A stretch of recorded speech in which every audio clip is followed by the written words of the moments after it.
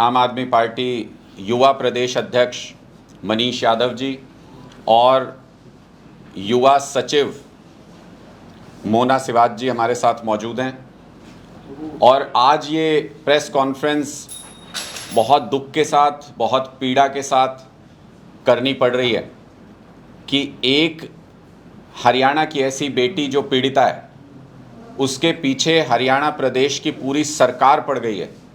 एक तरफ पूरी सरकार की ताकत है और एक तरफ पीड़िता को अपनी लड़ाई लड़ने के लिए अकेला छोड़ दिया गया है। बहुत दुख होता है ये जान करके। मेरी कल बात हुई जो पीड़िता महिला जूनियर कोच हैं उनसे, और अभी मेरी उनके परिवार से, उनके पिताजी से बात हुई। कल से जो घटनाक्रम हो रहा है वो बहुत चौंकाने वाला और बहुत डराने वाला है। पूरे हरियाणा के मन में इस वक्त एक सवाल है, क्या महिला जूनियर कोच की जान को खतरा है? क्या महिला जूनियर कोच सुरक्षित हैं? और क्या आने वाले कुछ घंटों में और कुछ दिनों में भी सुरक्षित रहेंगी? मैं ऐसा इसलिए कह रहा हूँ क्योंकि कल पहली बार ऑन रिकॉर्ड वीडियो के ऊपर महिला कोच ने उनका पीछा करने वाले लोगों का वीडियो जारी किया, कैमरे पर जारी किया। और पुख्ता सूत्रों से हमारे पास ये जानकारी है, मैं नाम साझा नहीं करना चाहता क्योंकि वो इन सर्विस अधिकारी हैं, वो सीआईडी के अधिकारी हैं। महिला कोच ने ये भी आरोप लगाया कि उनके पास हथियार था और उनको जान से मारने की, उनको डराने की धमकी दी गई, उनको जान से मारने की धमकी दी गई। और उसके बाद कल के प्रकरण के बाद चंडीगढ़ पुलिस और हरियाणा पुलिस के कान खड़े हो जाने चाहिए थे, उनको पुख्ता सुरक्षा दी जानी चाहिए थी। आज पुलिस का मैंने बयान पढ़ा अखबार में, ये कहा गया कि महिला ने कोई लिखित शिकायत नहीं दी है कि उनको इस तरीके की धमकी मिली या ऐसा इंसिडेंट हुआ। ये बहुत ही शर्मनाक बयान है, अनप्रोफेशनल बयान है, क्योंकि महिला ने जब उसके साथ ये घटना हुई वहीं से कोई 10 बार फ़ोन किया होगा पुलिस के पास, और वो सब ऑन रिकॉर्ड है, वो सारी कॉल्स ऑन रिकॉर्ड हैं। ऑन ड्यूटी वहाँ पर भी जब इतनी बार कॉल किया गया तो वहाँ पर पुलिस के अधिकारी पहुँचे, उनके सामने सारा घटनाक्रम महिला ने बयान किया। उसके बाद महिला को अलग अलग थानों में चक्कर काटने के लिए मजबूर किया गया। एक ऐसी पीड़ित महिला जो पिछले 8 महीने से संघर्ष कर रही है इस बात को लेके कि कहीं से किसी कोने से उसको इंसाफ मिल जाए। अगर उसको आप थाना थाना चक्कर कटाएंगे तो आप अंदाज़ा लगा सकते हैं कि उसके फ्रस्ट्रेशन की क्या हालत है।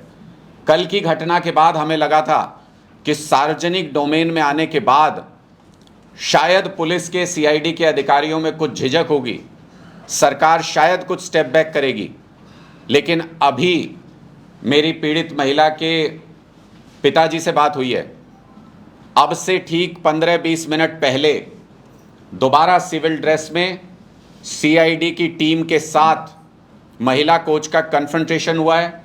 दोबारा उनको अप्रोच किया गया है, उनके साथ टीम लगाई गई है। और जब उस टीम से ये पूछा जाता है कि क्या आप हमारी सुरक्षा में तैनात हैं और अगर हैं तो कोई आधिकारिक आदेश है क्या आपके पास, तो कोई भी ऐसा लिखित आदेश दिखाने से वो टीम इनकार करती है। लेकिन महिला कोच को जहां भी वो जा रही हैं, सरकार के अधिकारी के द्वारा और सिविल वर्दी में कुछ लोगों के द्वारा उनको टेल किया जा रहा है, उनका पीछा लगातार किया जा रहा है। मैं चार्जशीट, चूंकि मैंने आप सब लोगों के पास भी इसका जो क्रक्स है चार्जशीट का, वो मैंने आप लोगों के साथ भी शेयर किया है। और अगर केयरफुली इस चार्जशीट को पढ़ेंगे जो चंडीगढ़ पुलिस ने फाइल की है, तो 3 बातें तथ्य के आधार पर बिल्कुल स्पष्ट हो जाती हैं। मैं वो तीनों बातें आपके सामने रखना चाहता हूं ताकि पूरे हरियाणा के लोग खुद अंदाज़ा लगा सकें कि आखिर ये पूरा प्रकरण क्या है और ये पूरा मामला जा किस दिशा में रहा है। पहला तथ्य, जांच के दौरान मंत्री संदीप सिंह ने झूठ बोला। और ये कैसे साबित होता है कि झूठ बोला? ये अलग अलग प्रकरणों से साबित होता है जो पुलिस के इस चार्जशीट के अंदर दायर है, और विद प्रूफ पुलिस ने चार्जशीट दायर की है, उन प्रूफ के अंदर भी है। पहला झूठ ये कि पीड़ित महिला कोच मंत्री के घर के अंदर कभी आई नहीं। मंत्री ने अपने बयान में कहा था कि वो बाहर जो उनका ऑफिस बना हुआ है उनके घर के बाहर, वहीं तक सिर्फ पीड़ित महिला आई, वहीं उनकी मुलाकात हुई। लेकिन जब पुलिस लेकर के गई घटनास्थल पर महिला कोच को, तो महिला कोच ने न सिर्फ उस घर के सारे कमरों के बारे में, कॉरिडोर के बारे में, बाथरूम के बारे में सारी जानकारी सही और सटीक दी, जिससे पुलिस इस कंक्लूजन पे पहुंची कि पीड़ित महिला घर के कोने कोने से वाकिफ थी, उन जगहों पर पहले गई हुई थी, जिसका उसने अपने बयान में जिक्र किया था। दूसरा झूठ, पोस्टिंग, ट्रेनिंग और ट्रांसफर को प्रभावित नहीं किया। मंत्री जी ने यह कहा अपने बयान में कि उन्होंने पोस्टिंग, ट्रेनिंग और ट्रांसफर को प्रभावित नहीं किया, लेकिन पुलिस को जांच के दौरान अलग अलग जगह पर अलग अलग सबूत मिले, जिनसे यह पूरी तरह से साबित होता है कि पोस्टिंग से लेकर के, ट्रेनिंग से लेकर ट्रांसफर तक हर बार पीड़ित महिला कोच के बारे में हुए निर्णय को मंत्री ने प्रभावित किया। इसका मतलब उन्होंने अपने बयान में फिर झूठ बोला। तीसरा झूठ, मंत्री की महिला कोच के प्रति कोई गलत नियत नहीं थी। यह भी मंत्री का बयान झूठ साबित हुआ, क्योंकि मंत्री ने पर्सनल चैट में पीड़ित महिला को अपॉइंटमेंट दिए हुए थे। जब उनसे पूछा गया कि बाकी किसी को भी ऐसे अपॉइंटमेंट देते हो क्या, तो एक केस भी मंत्री जी नहीं बता सके जिसको उनके ऑफिशियल नंबर या उनके पीए के थ्रू अपॉइंटमेंट ना मिला हो। सिर्फ स्पेशल केस में, इसी केस में महिला कोच को पर्सनल अपॉइंटमेंट दिए गए थे। एक बार नहीं, दो बार दिए गए थे। इससे पता चलता है कि मंत्री की नीयत पीड़ित महिला कोच के प्रति सही नहीं थी। दूसरा प्रकरण, मंत्री के एक दोस्त जो पीड़ित महिला से बात कर रहे थे, चैट कर रहे थे, मंत्री ने उनको बात करने से मना किया। यह भी बताता है कि मंत्री जी का एक्स्ट्रा इंटरेस्ट पीड़ित महिला कोच में था। तीसरी बात, जो उस वक्त स्पोर्ट्स डायरेक्टर थे, उन्होंने स्पष्ट तौर पे अपने बयान में कहा है कि उनको एक बार नहीं, दो बार नहीं, तीन बार पीड़ित महिला कोच के अटायर के बारे में, उनकी वेशभूषा के बारे में कंप्लेंट की मंत्री ने कि ये सही नहीं है। इतने बड़े ट्रेनिंग सेंटर में जहां इतने लोग ट्रेनिंग करने के लिए जाते हैं, स्पेसिफिक महिला कोच के बारे में इस तरीके का प्रकरण होना, इस तरीके की कंप्लेंट होना, पॉइंट आउट करना, वो भी स्पोर्ट्स डायरेक्टर को मंत्री के द्वारा, ये बताता है कि मंत्री जी का पर्सनल इंटरेस्ट इन्वॉल्व था। ये दूसरी बात जो मैंने कहा कि जांच के दौरान मंत्री ने झूठ बोला, ये इन सारी बातों से स्पष्ट हो जाता है कि मंत्री जी ने जांच के दौरान झूठ बोला। क्यों झूठ बोला? इससे पहली नजर में यह लगता है कि मंत्री जी के ऊपर जो आरोप लगे हैं वो प्रथम दृष्टया सत्य साबित होते हैं, सच लगते हैं। यह पहला प्रकरण। दूसरी चीज, सरकारी दस्तावेजों के साथ बड़े पैमाने पर छेड़छाड़ हुई, बार बार हुई। यह किस पॉइंट की तरफ इशारा करता है कि मंत्री ने अपने पद का दुरुपयोग किया। कहां कहां किया, मैं आपको बताता हूं प्रकरण सहित। पोस्टिंग की फाइल 10/1/2020 का आदेश है कि पोस्टिंग की फाइल मंत्री तक नहीं जाती। स्पेसिफिक इसी केस में पोस्टिंग की फाइल मंत्री तक गई, किसी और केस में नहीं जाती, ना किसी और केस में जाने का रिकॉर्ड पाया गया। सिर्फ इस केस में मंत्री ने अपने पास फाइल को मंगाया, और उस फाइल के साथ जब यह पता किया गया भाई क्यों भेजी, मंत्री के पास किसने भेजी, तो पाया गया कि उसमें अवैध तरीके से स्पोर्ट्स डायरेक्टर को वो फाइल भेजी गई थी। उस पर फ्लूइड लगा के और नीचे कमेंट किया गया कि इसको मंत्री के पास भेजा जाए, और जो संबंधित अधिकारी हैं उन्होंने मना कर दिया कि ना ये फ्लूइड हमने लगाया, ना ये फॉरवर्डिंग मंत्री के पास हमने की। इसका मतलब सरकारी फाइल के अंदर अवैध तरीके से छेड़छाड़ करके उस महिला कोच को मंत्री के पास धकेला गया, मंत्री के पास लाया गया, मंत्री के पास आने के लिए मजबूर किया गया। और ये कौन कर सकता है? जो पद पे बैठा हुआ इन्फ्लुएंशियल व्यक्ति है, पहली नजर में जिसको इससे फायदा हो रहा है, उस व्यक्ति की तरफ इशारा जाता है। दूसरी बात, जनवरी में ये कहा गया 22 में कि नेशनल सर्टिफिकेट नहीं है, इसलिए पोस्टिंग नहीं हो सकती आपकी, अपॉइंटमेंट नहीं हो सकती आपकी। और मई 2022 में उसी नेशनल सर्टिफिकेट की एब्सेंस में अपॉइंटमेंट हो जाती है। इसके बीच में एक मुलाकात भी मंत्री की और पीड़ित महिला कोच की होती है। यह अपने आप में बताता है कि पद का फिर से दुरुपयोग किया, अपनी पावर का गलत इस्तेमाल किया मंत्री ने।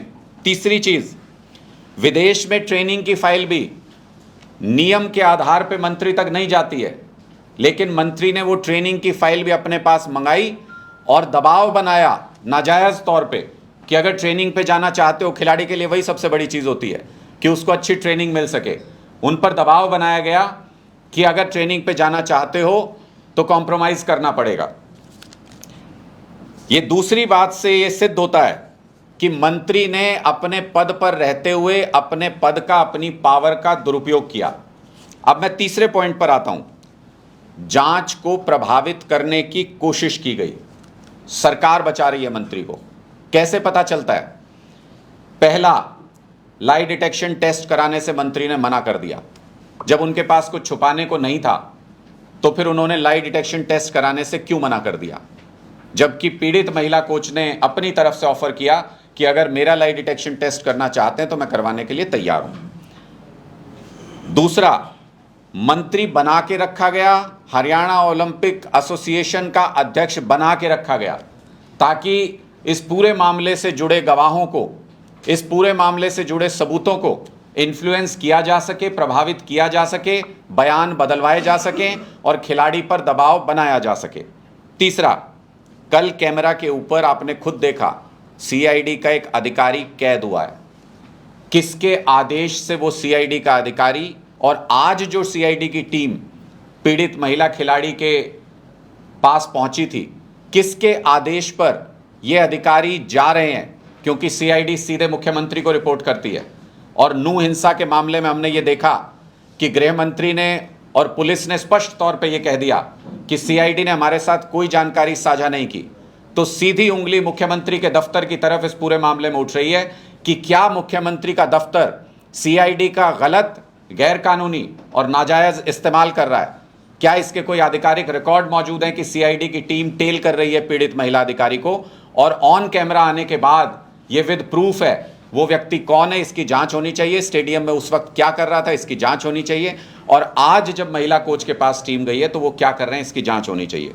चौथी, पुलिस सुरक्षा पहले दी गई थी पीड़ित महिला कोच को, फिर फूड पॉइजनिंग का किस्सा हुआ, संदेह जताया गया कि जो पुलिस सुरक्षा मिली है वही गड़बड़ कर रही है।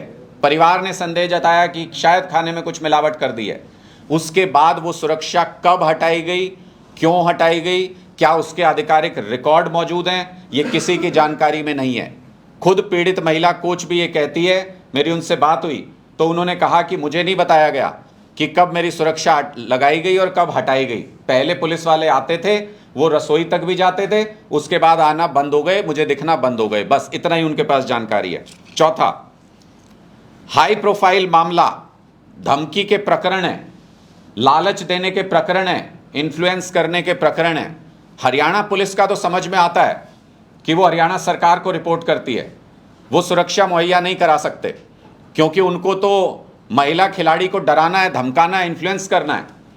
लेकिन चंडीगढ़ पुलिस के जुरिस्डिक्शन में हाई प्रोफाइल केस होने के बावजूद, चंडीगढ़ पुलिस के पास इस बात के प्रूफ होने के बावजूद कि बीच में इस केस के दौरान इन्फ्लुएंस करने की, धमकी देने की कोशिश हुई, कई घटनाएं हुई, उसके बावजूद चंडीगढ़ पुलिस प्रोटेक्शन को लेके क्या कर रही है, पीड़िता के प्रोटेक्शन को लेके?